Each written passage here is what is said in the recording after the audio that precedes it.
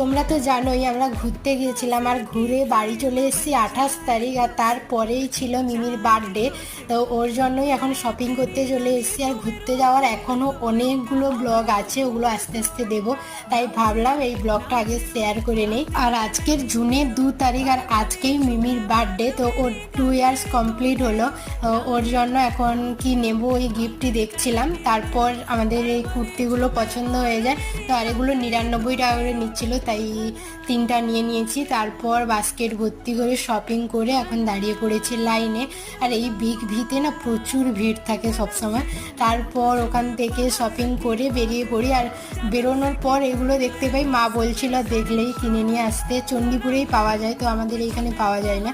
তারপর আগে থেকে তো ওর জন্য কেকটা অর্ডার করা ছিল, তো ওই কেকটাও নিয়ে নিলাম। আর কেকটা না দারুণ করেছে, যেই ছবিটা পাঠিয়েছিলাম যেন ওর থেকেও সুন্দর হয়েছে। তো চলো দেখা হচ্ছে নেক্সট ভিডিও।